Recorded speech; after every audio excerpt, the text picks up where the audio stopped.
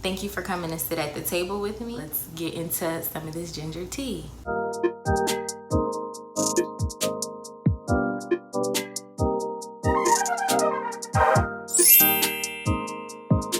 Hey y'all, and welcome to the Ginger Spice Show. It is your hostess with the mostest, your not so typical school psychologist, Ginger. If this is your first time tuning into my channel, hey there.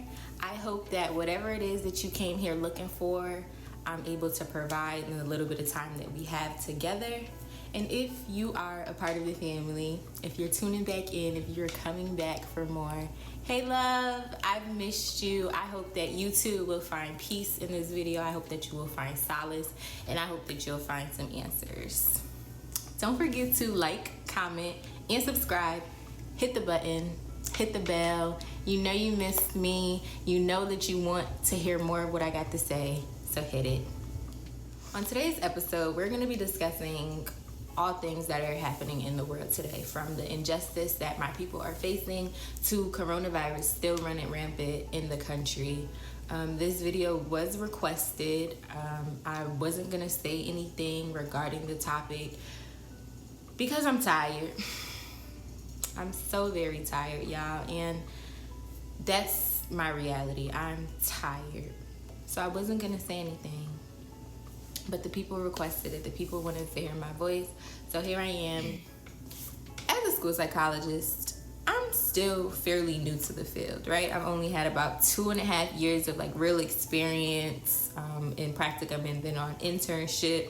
So yes, very new to the field, but I'm not new to being Black.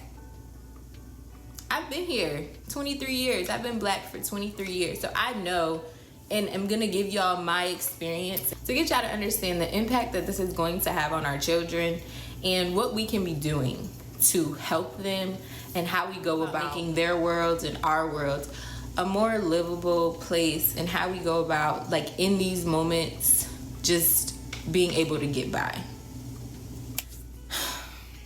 And I guess I could start with talking about the people's president, right? So this week, while the protests and everything that was going on really was sitting on my heart, the thing that really took me out, the thing that really just grinded my gears and made me realize that the work that I'm doing in my career, the work that I'm trying to do in this platform, the work that I'm just trying to do for my people is necessary, was this here video from the people that was president. I say it again, what do you have to lose? Look, what do you have to lose? You're living in poverty. Your schools are no good. You have no jobs. 58% of your youth is unemployed. What the hell do you have to lose?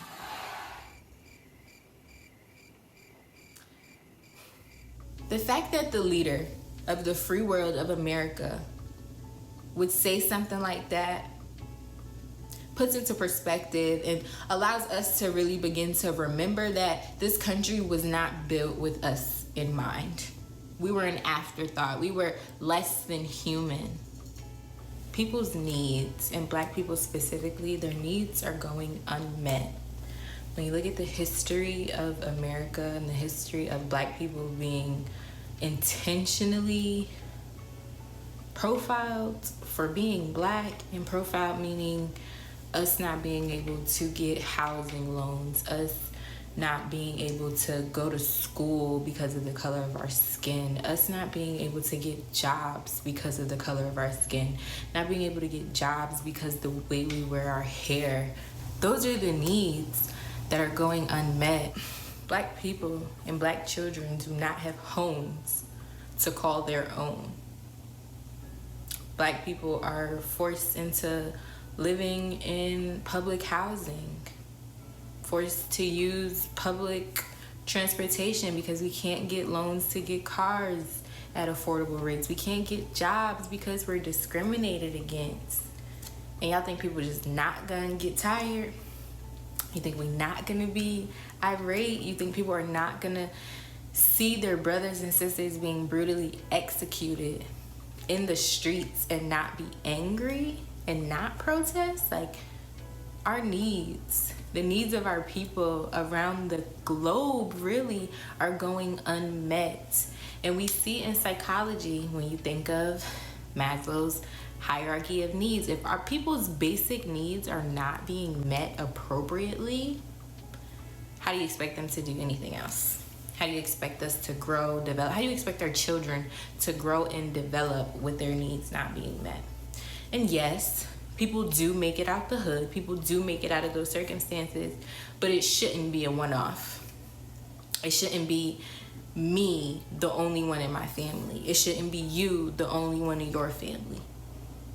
First generation. Like, those are the issues where Americans and Black Americans specifically have been in this country since slavery, but will have nothing to show for it unless they dribble a ball or are a rapper.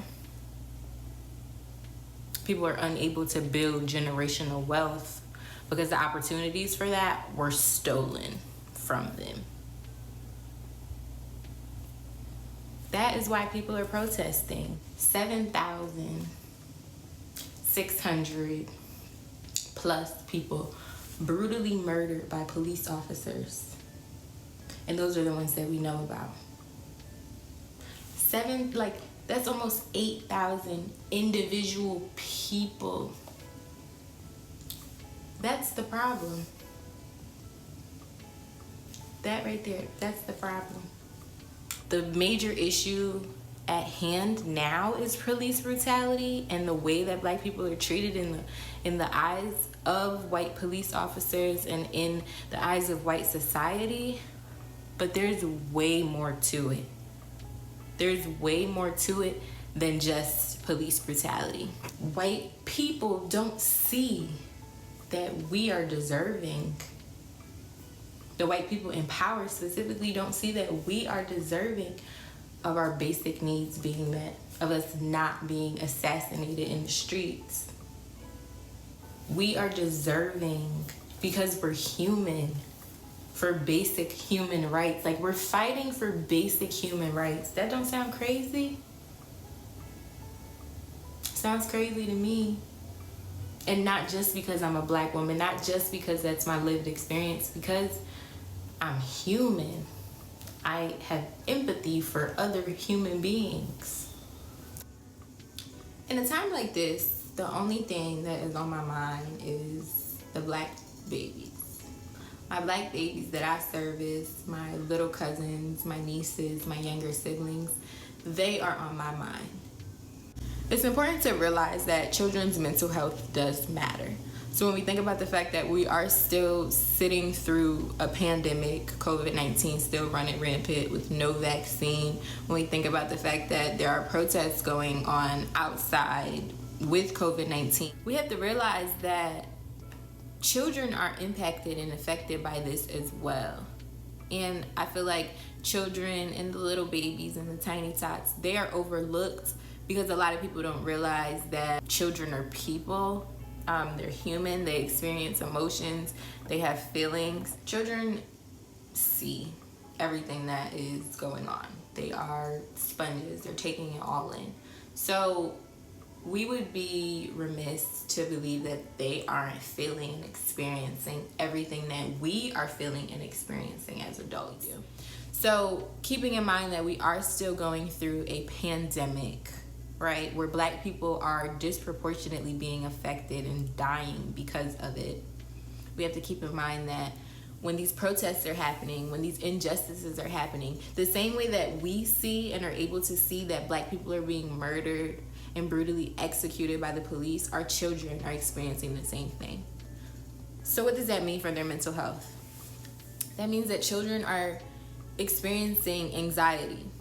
Children are experiencing depression. Children are experiencing grief and loss. They're experiencing a lack of connection because of being stuck in the house due to coronavirus. They are at the core unable to be children. When you see the videos of little Black girls standing at the front of protests, that's not what children are supposed to be experiencing. Yeah, like that it's unfair that Black children do not get to be children. It's unfair. And that is a part of the fight that I'm fighting. Really allowing children a space and an opportunity to be children.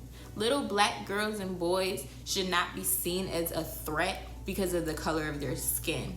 We realize and we see in the data and in research that little black children are seen as more adult-like than white children. That looks like telling a little black girl, and we know this, and I know this for myself, oh, you're so mature for your age. Nah, y'all, that's the trauma. Like, they're still children at the end of the day, and I feel like society and us, we forget that they're still kids at the end of the day. So in our fight, we have to remember that we need to be there for our children. We need to stay healthy and healed for our children. And realize that the state of the world is impacting them. So have conversations with your children, but remember that they're still children. Allow them to come to you and express how they're feeling. Begin to give them words to describe the things that they're feeling. Allow them moments to just be children. But remember that just as much as you need time away, they do as well, because they're still kids. The field of education is not equal, it's not equitable, it is not accessible for black people. It is not. There are systems, there are rules, there are policies that have been set in place that disproportionately affect black people. The zero tolerance policies that are in schools do not help anybody. They do not. They're unhelpful. History, research, and data shows us that the same policies are disproportionately affecting our students. So you have a black student who behaves inappropriate in the classroom, more likely to be expelled than his white counterpart. Even as low as in pre-K, them being suspended in the pre-K because of behaviors. There's definitely a lot of policy that needs to be reformed. There need to be school psychologists at the table. There need to be black people at the table when these decisions are being made for the benefit of our children. That's a change that needs to be made. Us getting a seat at the table. In my time training to become a school psychologist, I have seen how whiteness and the likes of white school psychologists and even people of color school psychologists that are not black have definitely been a hindrance to our students and their experiences in the schools. So when you think about teachers that don't believe the stories of black children, think about teachers that don't understand the implications of poverty on our students. When you think about the way that our black students are disproportionately seen in emotionally and behaviorally disturbed programs, intellectually disabled programs. When you think about things like that, we realize that that is how white supremacy, that's how disparities, disproportionality display themselves for black students in schools. When you think about those same people being the ones telling our students that they're not good enough, that they can't go to XYZ school, that's the problem. When you think about the fact that those same people are labeling our students as bad, to say the least, when you think about them labeling our students as unable to perform, unable to condition, they won't work with our students the same way that they will work with other students.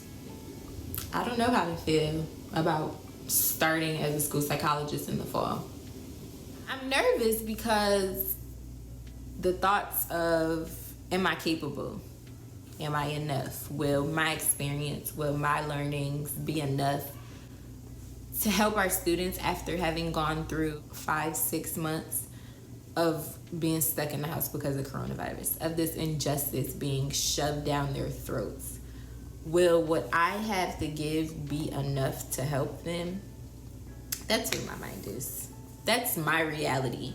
That's the imposter syndrome, which is something that is upon us because of white supremacy, begins to set in. Thinking about the ramifications of COVID and the injustices, right?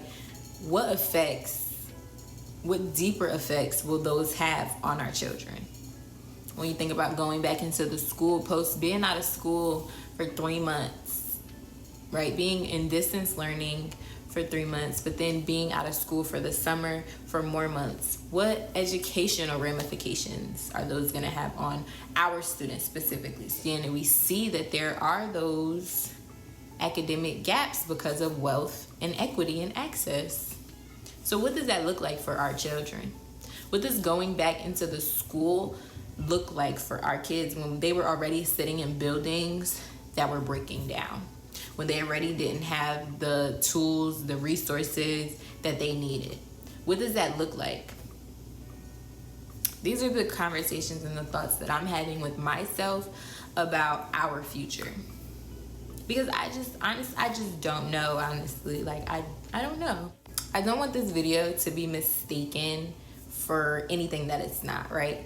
I'm here to speak my truth and help my people begin to navigate their emotions and navigate their thoughts and navigate what they're feeling through this time. It is not my ministry to educate white people. It is not. White people, y'all got a lot of work to do. The same way that I sat and had to research to work my way through school and pay for my education is the same way that y'all can do the same thing. Because it's not my ministry to educate white people. Y'all want to work with us so bad in our schools, you want to work with our students, do your research. Go to the hood and sit in and talk to people. Don't just go to the hood to gentrify it. Period. There's way more that white people can do than they think. White people have a voice in this country, and that's the reality. When for centuries we have been voiceless, they've always had a voice. So allyship looks like speaking up, advocating for Black children in schools, advocating for Black people in the world, advocating for changes to be made. Using your voice. That's number one. That's the smallest thing that you can do. Realizing that you were born privileged because you were white. Use that privilege to speak up for Black children. Allyship looks like listening to your Black students, listening to what they're not saying. It looks like being aware of your biases, right? Speaking to Black people about our experiences and listening to us, but then really being able to own your biases. Being aware of who you are. So be aware that you are white, right? Be aware of that white savior complex. Be aware of all of that you might be experiencing, and then relearn. Be open to learning.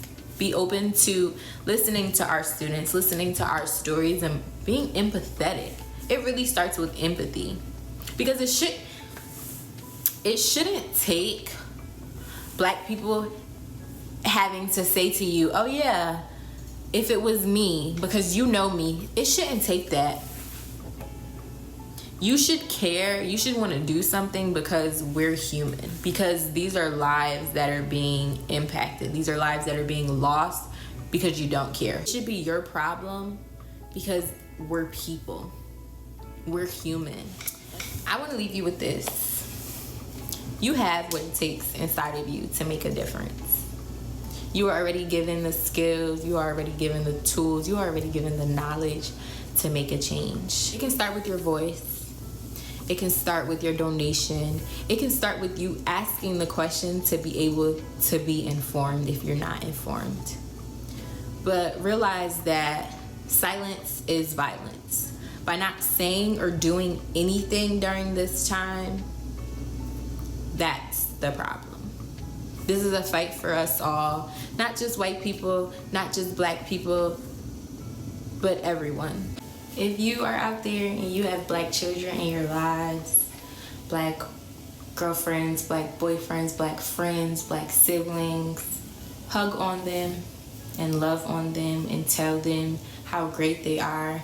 It is our duty to affirm our people. I want you to realize that you are amazing.